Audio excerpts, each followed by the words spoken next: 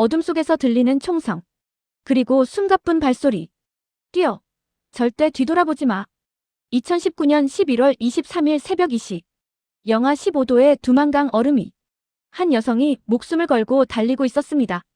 뒤에서는 북한 국경 수비대의 총소리가 울려 퍼졌습니다. 강 건너편 중국까지 남은 거리. 단 50m. 그때 생각했어요. 아, 나 여기서 죽는구나. 다리에 힘이 풀렸어요. 근데 브로커가 제 손을 잡아 끌면서 소리쳤어요. 죽고 싶어? 그럼 멈춰. 살고 싶으면 뛰어. 이것은 실화입니다. 탈북민 박미선 씨 가명 32세가 직접 경험한 72시간의 생존 기록입니다. 오늘 이 영상에서는 북한을 탈출해 대한민국까지 오는 과정의 모든 것을 공개합니다. 총탄을 피해 얼음강을 건너고 중국 공안의 추격을 피해 숨어 지내고 5000km를 이동해 마침내 자유에 도착하는 이야기. 지금부터 시작합니다. 탈북을 결심한 순간. 박미선 씨는 함경북도 청진 출신입니다. 그녀가 탈북을 결심한 건 26살 때였습니다. 결정적인 계기는 따로 있었습니다. 2018년 겨울이었어요. 어머니가 폐렴에 걸렸는데 병원에 약이 없었어요. 의사가 그러더라고요. 돈 있으면 시장에서 사오세요. 시장에서 중국산 항생제가 50달러였어요. 우리 집에는 그런 돈이 없었죠. 결국 어머니는 돌아가셨어요. 그날 밤 그녀는 결심했습니다. 이 나라를 벗어나겠다고. 살기 위해서, 인간답게 살기 위해서. 하지만 탈북은 쉬운 결정이 아니었습니다. 성공하면 자유를 얻지만 실패하면 정치범 수용 소행입니다. 잡히면 고문당하고 가족까지 연좌제로 처벌받습니다. 목숨을 거는 도박이었습니다. 브로커를 만나다. 탈북을 결심한 후 가장 먼저 해야 할 일은 브로커를 찾는 것입니다. 혼자서는 절대 탈북할 수 없습니다. 국경의 지리를 알고 중국 쪽에 연결망이 있는 브로커가 필수입니다. 시장에서 장사하는 아주머니한테 조심스럽게 물어봤어요. 혹시 중국 가는 방법 아세요? 그 한마디가 얼마나 무서웠는지 몰라요. 잘못하면 저 고발당하는 거거든요. 다행히 그 아주머니는 브로커를 소개해줬습니다. 일주일 후 박미선 씨는 브로커를 만났습니다. 40대 중반의 조선족 남성이었습니다. 브로커가 말했습니다. 비용은 5,000달러.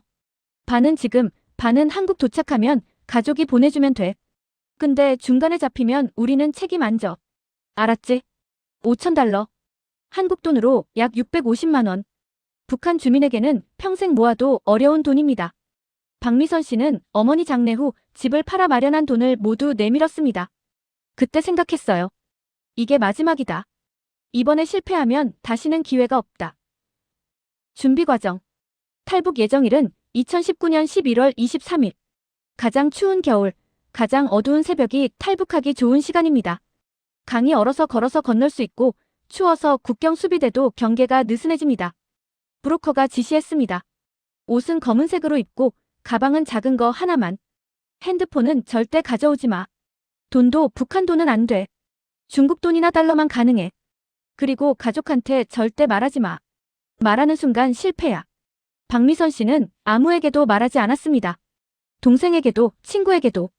그저 며칠 출장 간다는 거짓말만 남겼습니다. 마지막 밤 그녀는 집을 둘러봤습니다. 어린 시절 살던 방, 어머니가 요리하던 부엌, 아버지 사진이 걸린 거실. 다시는 볼 수 없을지도 모르는 공간들. 울고 싶었는데 울 수가 없었어요.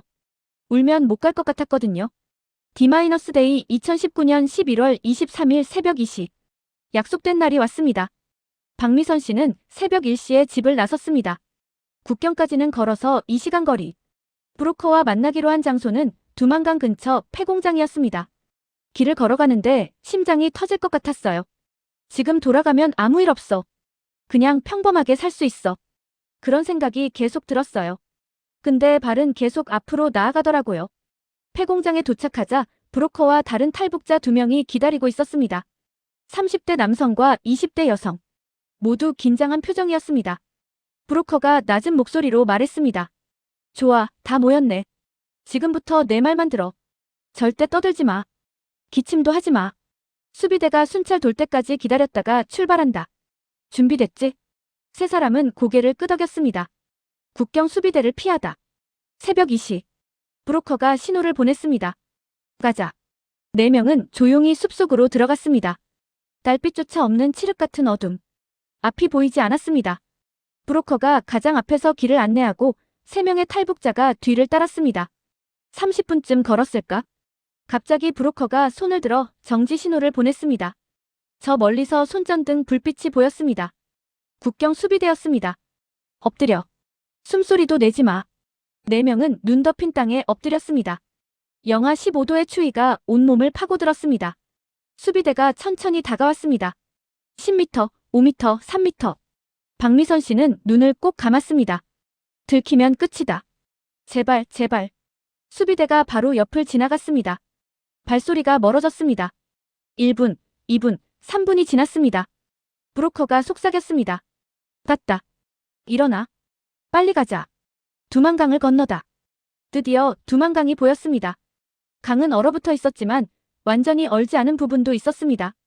얼음이 얇은 곳을 밟으면 빠져 죽을 수도 있습니다. 저기 봐. 저 루트로 가면 돼. 내가 먼저 갈 테니까 정확히 내 발자국만 밟아. 알았지? 브로커가 먼저 얼음 위로 내려갔습니다. 조심스럽게 하지만 빠르게. 그 뒤를 박미선 씨와 다른 탈북자들이 따랐습니다. 발을 내딛는데 얼음이 드득 소리를 내는 거예요.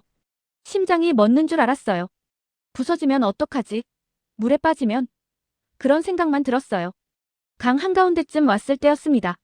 거기서 움직이지 마. 뒤에서 고함 소리가 들렸습니다. 국경 수비대였습니다. 손전등 불빛이 4명을 향했습니다. 브로커가 소리쳤습니다. 뛰어. 지금 당장. 절대 뒤돌아보지 마. 총탄을 피하다. 탕, 탕, 탕. 총소리가 울렸습니다. 박미선 씨는 미친 듯이 뛰었습니다. 얼음 위에서 미끄러지면서도 넘어지면서도 계속 뛰었습니다. 그때는 정말 아무 생각도 안 났어요. 그냥 살아야 한다. 살아야 한다. 그 생각뿐이었어요. 뒤에서 총알이 스쳐 지나가는 소리가 들렸어요. 슈웅 하는 소리요. 50m, 30m, 10m. 중국 땅이 가까워졌습니다. 마침내 4명은 중국 땅에 발을 디뎠습니다. 그 순간 박미선 씨는 그대로 주저앉았습니다. 다리에 힘이 하나도 없었습니다. 살았다. 살았어. 하지만 기뻐할 시간도 없었습니다. 브로커가 재촉했습니다. 아직 안 끝났어. 여기도 위험해. 중국 공안한테 잡히면 북한으로 강제 송환이야. 빨리 차로 가자. 중국 연변 마이너스 첫 번째 은신처. 두만강을 건넌 후 4명은 근처에 대기하고 있던 차에 올랐습니다. 중국 조선족이 운전하는 낡은 승합차였습니다. 차는 어둠 속을 질주했습니다. 이 시간을 달려 도착한 곳은 중국 연변의 한 농가였습니다. 허름한 단층집. 창문에는 두꺼운 커튼이 쳐져 있었습니다. 여기서 3일 동안 숨어 있어. 절대 밖에 나가지 마. 소리도 내지 마. 중국 공안이 수시로 단속 나와. 3일. 박미선 씨와 다른 탈북자들은 6평도 안 되는 방에 갇혀 지냈습니다. 화장실 가는 것 빼고는 움직일 수도 없었습니다. 그 3일이 정말 지옥이었어요. 밖에서 중국말 소리만 들려도 공안이야? 하면서 온몸이 얼어붙었어요. 밥도 제대로 못 먹었어요. 계속 구역질이 나고 손발이 떨렸어요. 신분 세탁 마이너스 가짜 신분증. 3일째 되는 날 브로커가 왔습니다. 손에는 3개의 중국 신분증이 들려 있었습니다. 여기. 너희 신분증이야. 이제부터 너는 중국 사람이야. 이름 외워. 공안이 물어보면 이대로 대답해. 박미선 씨는 자신의 가짜 신분증을 봤습니다. 이름은 왕메이. 사진은 자신과 비슷하게 생긴 중국 여성의 것이었습니다. 이걸로 괜찮을까요? 들키면 어떡해요? 브로커가 웃으며 말했습니다. 걱정 마. 공안들도 돈만 주면 눈 감아줘. 근데 운 나쁘게 강경파 만나면 문제지. 그러니까 조용히 있어. 대도시로 이동 마이너스 12시간의 버스 여행. 이틀 후 본격적인 이동이 시작됐습니다. 목적지는 중국 내륙의 대도시. 거기서 브로커의 협력자를 만나 다음 단계를 진행하기로 했습니다. 버스 타고 가야 해. 기차는 신분증 검사가 심해서 안 돼. 버스에서는 자는 척해. 절대 중국 사람들이랑 대화하지 마. 박미선 씨는 다른 탈북자들과 함께 장거리 버스에 올랐습니다. 좌석은 맨 뒤쪽. 12시간의 여정이었습니다. 버스 안에서 한시도 못 잤어요. 중국 사람들이 저를 쳐다보는 것 같았어요. 저 사람들이 나를 의심하나? 신고하려나? 그런 생각뿐이었어요. 버스가 휴게소에 정차했을 때였습니다. 승객들이 내려서 화장실을 가거나 음식을 사 먹었습니다. 박미선 씨도 화장실에 갔습니다. 화장실에서 나오는데 한 중국 여성이 다가왔습니다. 북한 사람이에요? 박미선 씨는 얼어붙었습니다. 머릿속이 하얘졌습니다. 어떻게 대답하지? 들켰나? 그녀는 최대한 침착하게 중국어로 대답했습니다.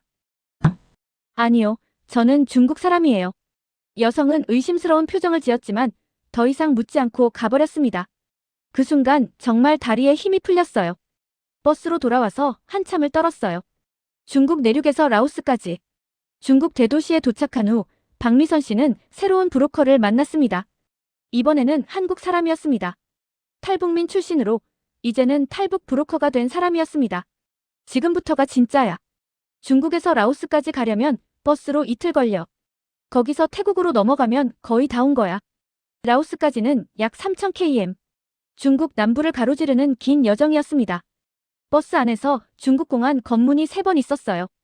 그때마다 심장이 터질 것 같았어요. 근데 브로커가 돈을 슬쩍 건네니까 공안이 그냥 보내주더라고요. 중국도 부패한 나라구나 싶었어요. 라오스 국경 마이너스 정글을 걷다. 이틀 후 중국과 라오스 국경에 도착했습니다. 하지만 정식 국경 통과는 불가능했습니다. 대신 정글을 통과해야 했습니다. 산길을 6시간 걸었어요. 정글이라 벌레도 많고 뱀도 나왔어요. 신발이 다 젖고 발에 물집이 잡혔어요. 근데 쉴 수가 없었어요. 브로커가 빨리 가야 해. 여기 국경 경비대 순찰 도라라고 하니까요. 밤 10시쯤 드디어 라오스 땅에 발을 디뎠습니다. 하지만 기뻐할 수 없었습니다. 라오스도 중국과 협정을 맺어서 탈북자를 발견하면 북한으로 송환할 수 있기 때문입니다. 라오스에서도 계속 숨어 다녔어요. 낮에는 절대 밖에 못 나가고 밤에만 이동했어요. 태국 국경 마이너스 마지막 관문. 라오스에서 사흘을 숨어 지낸 후 마지막 목적지인 태국으로 향했습니다. 태국에만 들어가면 한국 대사관에 보호 신청을 할 수 있습니다. 태국 국경까지는 차로 6시간. 브로커가 말했습니다. 태국 들어가면 일부러 경찰한테 잡혀. 그럼 경찰이 한국 대사관에 연락해줘. 거기서부터는 안전해. 국경을 넘는 순간 박미선 씨는 눈물이 났습니다. 72시간이 아니라 72일처럼 느껴졌어요. 매 순간이 지옥이었어요. 근데 살아남았어요. 진짜로 살아남았어요. 한국 대사관. 태국에 도착한 다음 날 박미선 씨는 태국 경찰에게 자수했습니다. I am North Korean defector. Please help me. 저는 북한 탈북자입니다. 도와주세요. 경찰은 그녀를 한국 대사관으로 데려갔습니다.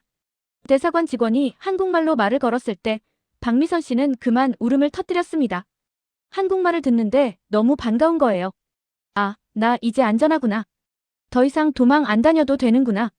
그 생각에 눈물이 멈추지 않았어요. 비행기를 타고 인천공항으로. 한 달 후 박미선 씨는 비행기를 탔습니다. 생전 처음 타보는 비행기였습니다. 목적지는 대한민국 인천공항. 비행기가 뜨는 순간 창밖을 봤어요. 구름 위를 날아가는 게 신기했어요. 내가 정말 하늘을 날고 있구나. 꿈이 아니구나. 그런 생각이 들었어요. 5시간의 비행 후 비행기가 인천공항에 착륙했습니다. 기내 방송이 흘러나왔습니다. 대한민국 인천공항에 도착했습니다. 그 말을 듣는 순간 가슴이 벅찼어요. 내가 해냈구나. 내가 정말 대한민국에 왔구나. 하나원 마이너스 새로운 시작. 인천공항에서 박미선 씨는 국정원 직원들을 만났습니다. 신원조사와 조사 과정을 거친 후 하나원으로 향했습니다. 하나원에서 12주간 교육을 받았습니다. 한국 사회에 대해 배우고 취업 교육도 받았습니다. 하나원에 있을 때 가끔 악몽을 꿨어요. 총에 맞는 꿈, 중국 공안에게 잡히는 꿈. 그럴 때마다 깨서 아, 꿈이었구나. 나는 지금 안전해. 그렇게 스스로를 안심시켰어요. 현재 박미선 씨는 서울에서 살고 있습니다. 카페에서 일하며 대학 진학을 준비하고 있습니다. 한국 생활이 쉽지는 않아요. 말투 때문에 차별받기도 하고 적응하기 힘들 때도 많아요. 근데 후회는 안 해요. 여기서는 자유롭게 말하고 자유롭게 살 수 있잖아요. 그게 제일 중요한 거예요. 그녀에게 물었습니다. 북한에 남겨둔 가족들은요? 박미선 씨는 잠시 침묵했습니다. 동생이 있어요. 연락할 방법은 없어요. 근데 언젠가는 다시 만날 수 있겠죠? 통일이 되면요. 72시간. 그 짧은 시간이 그녀의 인생을 완전히 바꿨습니다. 목숨을 걸었던 그 선택. 그녀는 후회하지 않습니다. 탈북을 생각하는 분들에게 말하고 싶어요. 쉽지 않아요. 정말 어려워요. 죽을 수도 있어요. 근데 성공하면 새로운 인생이 시작돼요. 자유라는 게 얼마나 소중한지 알게 돼요. 오늘 이 이야기가 여러분에게 북한의 현실과 탈북민들의 용기를 조금이나마 이해하는 계기가 되었으면 합니다. 시청해주셔서 감사합니다. 자유는 공짜가 아닙니다. 누군가는 목숨을 걸고 얻습니다.